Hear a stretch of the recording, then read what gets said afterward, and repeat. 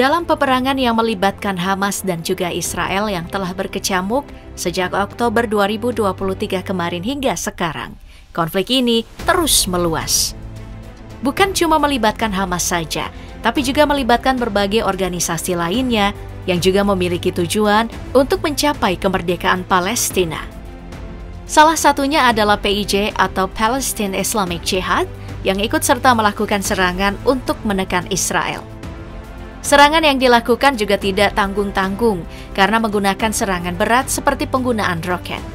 Nah, tentu menarik untuk membahas siapa Palestine Islamic Jihad sekarang. Siapa yang berada di belakang PIJ ini? Serangan apa saja yang telah dilakukan dan pertanyaan lainnya. Untuk paham tentang Palestine Islamic Jihad atau PIJ, kita bisa mulai dari mengetahui identitas kelompok ini. PIJ pertama kali dibentuk pada tahun 1981 oleh seorang tokoh Palestina bernama Fathi Abdi Al-Aziz Al-Sakaki. Dalam pembentukannya, PIJ punya ideologi yang sangat keras, di mana mereka menolak semua proses perdamaian politik dan memandang bahwa kemenangan Palestina hanya bisa terwujud dengan kemenangan lewat serangan militer terhadap Israel. Manifesto dari PIJ dipegang erat lewat serangkaian pembuktian yang mereka berikan. Mulai dari penyerangan pertama mereka yang menargetkan Israel dilakukan pada tahun 1983. Kemudian, ada juga penolakan dan pengecaman perjanjian perdamaian Oslo tahun 1993 yang pernah dianggap sebagai gerbang kemerdekaan Palestina lewat lobi-lobi politik. Lalu pada Intifada kedua, PIJ meluncurkan serangkaian serangan menargetkan Israel, mulai dari menyerang markas militer hingga wilayah sipil seperti restoran bahkan halte bis. Kisah Intifada kedua inilah yang kemudian membuat PIJ dicap sebagai organisasi teroris oleh beberapa negara barat seperti Amerika Serikat, Australia, Kanada, Uni Eropa, Selandia Baru, Britania Raya, dan tentu saja oleh Israel. Nah sekarang, meski mengklaim diri masih berasaskan manifesto yang sama, ketua dari PIJ sekarang bukanlah petarung garis depan, namun seorang politisi Palestina bernama Ziad Al-Nakalah. Dalam segi ketahanan operasional, Amerika Serikat banyak menghubungkan PIJ sebagai kelompok yang berafiliasi dengan Iran. Pada 2014, Amerika Serikat bahkan mengeluarkan pernyataan bahwa PIJ didanai oleh Iran dan juga Suriah. Pernyataan dari Amerika Serikat ini tentu saja beralasan kuat karena letak operasi PIJ yang bukan cuma di Gaza dan tepi barat, tapi juga di Lebanon Selatan, tempat kelompok Hizbullah yang memang dibackingi oleh Iran. Bahkan, sebagian besar milisi PIJ menetap di wilayah Hizbullah di Lebanon Selatan.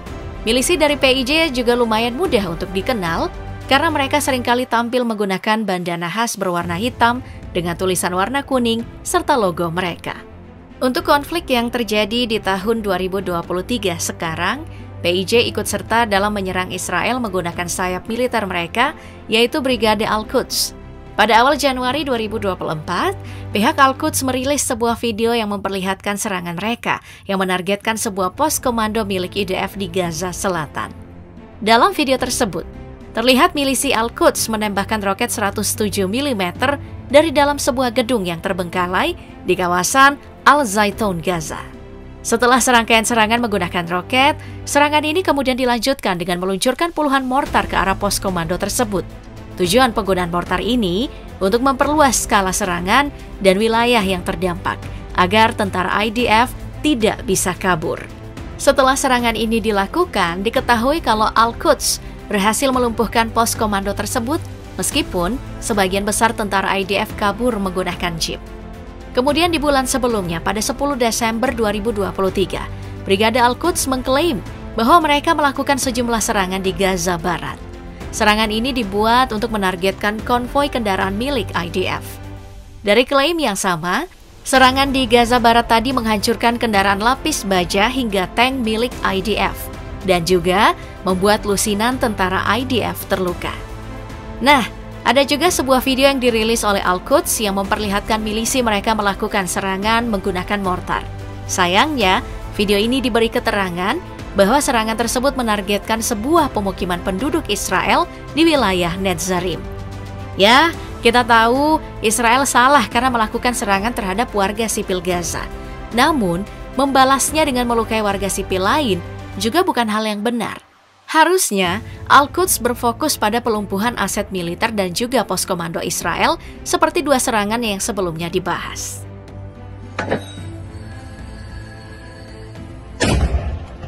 Penyerangan terhadap pemukiman warga sipil inilah yang juga jadi bahan gorengan pihak Israel untuk menyudutkan Al-Quds. Apalagi pada Oktober 2023 kemarin, Israel juga menuduh Al-Quds sebagai pelaku dari serangan roket yang merusak rumah sakit Al-Ahli milik Saudi di jalur Gaza. Ya Allah, ya Allah, ya Allah. Serangan yang mengenai rumah sakit ini menjadi salah satu serangan terparah yang ada di Gaza karena menewaskan hingga 500 orang. Membicarakan tentang serangan yang ditujukan pada tentara Israel, Brigade Al-Quds juga punya pencapaian menarik.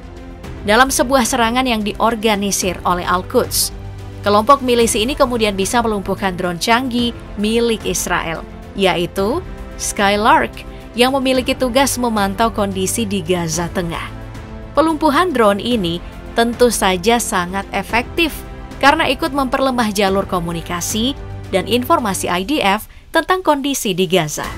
Masuk tahun 2024, serangan PIJ ke Israel tentu tidak berhenti. Pada Januari kemarin, pasukan Al-Quds berhasil memukul mundur tentara Israel dari kamp pertahanan mereka yang terletak di wilayah Tulkarem dan Nur Shams. Tentara Israel ini mundur setelah berbagai serangan udara yang menghancurkan kamp dan bulldozer yang mereka gunakan. Selain di Tulkarem dan Nur Shams, serangan lain juga terjadi di bagian timur kota Jabalia, di mana tank dan kendaraan militer Israel lainnya terjebak karena serangan bom yang dilakukan oleh Al-Quds yang menyasar rute-rute utama dari Israel. Selain di tahun 2023 dan 2024, PIJ juga kerap diberitakan melakukan serangkaian serangan di tahun-tahun sebelumnya. Berdasarkan muatan berita yang membahas kegiatan terorisme PIJ, organisasi ini secara aktif menyerang Israel setiap tahunnya. Mulai dari tahun 2018 sampai 2022, yang eskalasinya meningkat di tahun 2023. Setelah membahas serangkaian serangan yang dilakukan PIJ ke wilayah Israel, kita juga tidak boleh lupa untuk membahas serangan Israel ke jalur Gaza yang menjadi dasar konflik yang sekarang terjadi.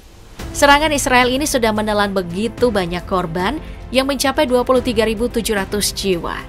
Kemudian sudah ada 60.000 korban luka yang didominasi oleh perempuan dan anak-anak. Belum lagi persoalan kelaparan dan bagaimana Israel memutus air, listrik, dan juga internet di sana. Penyerangan di tahun 2023 ini bahkan diklaim para ahli sebagai penyerangan paling destruktif sepanjang sejarah. Jadi memang perang ini harus dihentikan segera. Usaha penghentian perang ini tentu saja sudah sering diusahakan. Dalam sidang Mahkamah Internasional Pemungutan Suara Majelis Umum PBB pada 13 Desember 2023 kemarin, bahkan sudah diputuskan resolusi gencatan senjata di Gaza. Namun ya seperti biasanya, resolusi cuma resolusi karena sampai sekarang belum ada langkah pasti yang dilakukan PBB untuk menghentikan Israel. Dalam putusan sidang Mahkamah Internasional 27 Januari 2024 kemarin, di mana Israel digugat oleh Afrika Selatan yang mendapat dukungan dari banyak negara, termasuk Indonesia. Tidak ada keputusan berarti yang diambil oleh sidang Mahkamah Internasional, sebab dari hasilnya Israel hanya diperintahkan untuk menghentikan tentaranya melakukan genosida, termasuk tindakan penghasutan, dan Israel juga harus turut serta untuk memperbaiki situasi kemanusiaan di jalur Gaza. Jadi belum ada hal konkret yang diberikan oleh Mahkamah Internasional seperti menempatkan pasukan darurat PBB di jalur Gaza atau hal lainnya yang bisa menjamin keamanan di jalur Gaza. Dari pandangan Muhammad Shetayyeh selaku Perdana Menteri Otoritas Palestina, putusan Mahkamah Internasional ini masih menggantung. Di satu sisi, Shetayyeh bilang kalau Israel sudah kehilangan impunitasnya. Namun di sisi lain, putusan Mahkamah Internasional tidak menyebut gencatan senjata harus dilakukan segera. Padahal gencatan senjata tentu hal paling penting untuk mengakhiri penderitaan warga Gaza. Selain langkah PBB yang tidak pasti, ada juga langkah Amerika Serikat yang menuai kritik. Melabeli diri sebagai perdamaian dunia, Amerika Serikat ini seperti menutup mata dan malah mendukung seluruh gerakan yang dilakukan Israel. Bahkan Amerika Serikat membentuk koalisi pertahanan di Laut Merah untuk mengamankan aksi milisi Houthi yang menargetkan kapal dagang Israel. Kelakuan Amerika yang membentuk koalisi ini jelas bukan meredakan konflik, tapi malah membuat konflik makin menambah eskalasi konflik yang tengah terjadi. Nah, makanya dengan semua kritikan dan tuntutan yang jatuh pada Israel, harusnya PBB proaktif untuk menyelesaikan permasalahan di Palestina. Bukan cuma mengeluarkan resolusi, kemudian menghilang seperti sekarang.